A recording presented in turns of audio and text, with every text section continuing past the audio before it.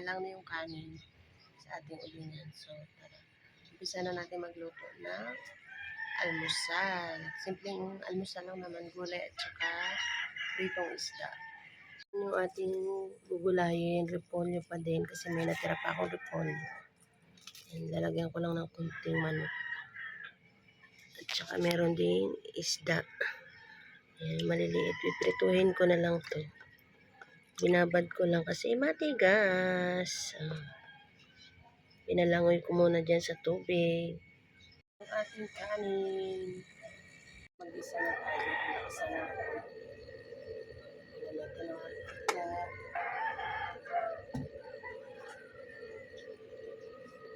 Oops. Ang lamang.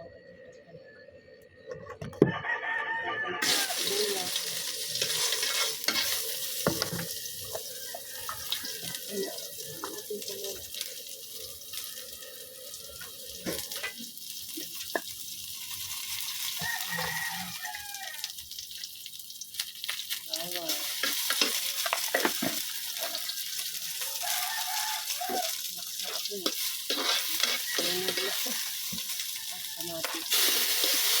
Ilagay na natin ang kamatis.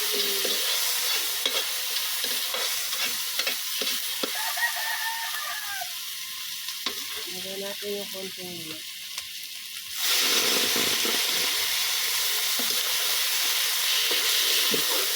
Ito yan.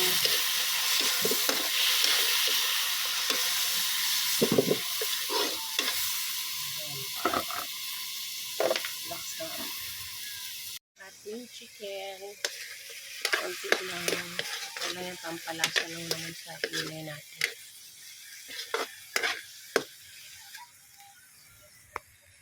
So, lalagyan natin ng tubig. Para naman dito natin.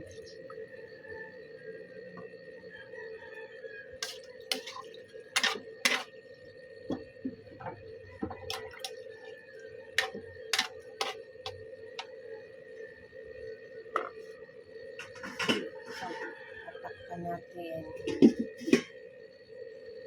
Nalagyan natin ng panimpla na. Lagyan natin ng paminta. Magic sarap.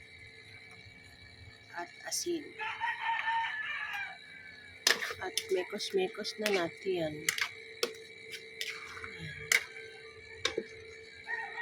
At timplahan ko na. Ayan, okay na. Ito na ang asukal. Mahilig po ako maglagay sa gulay ng sugar. Ayan. Haluin natin. So, ayan guys. Ilagay na natin yung ating gulay. Isang buong cabbage to. Hanggang hapunan. Isahan luto. Lugasan ko na yan, syempre. Syempre. At mekos-mekos natin yung ating gulay.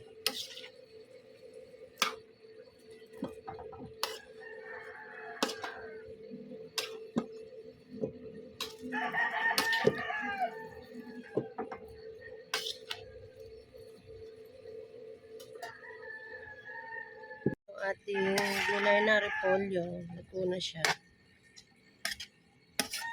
Hanguin na natin kay pagprito pa tayo ng isda. So, ayan. Ng mantika. Yung prito. Isda, guys.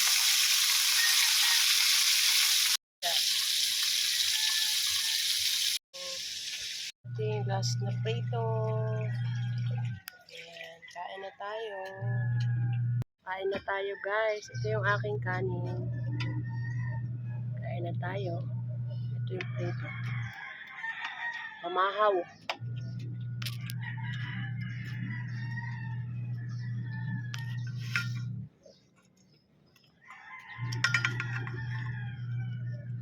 Gulay.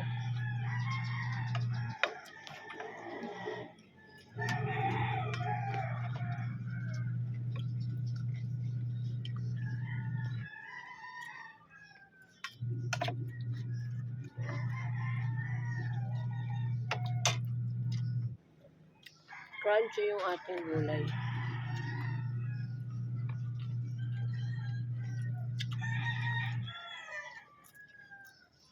Half cook. Sugong gamay.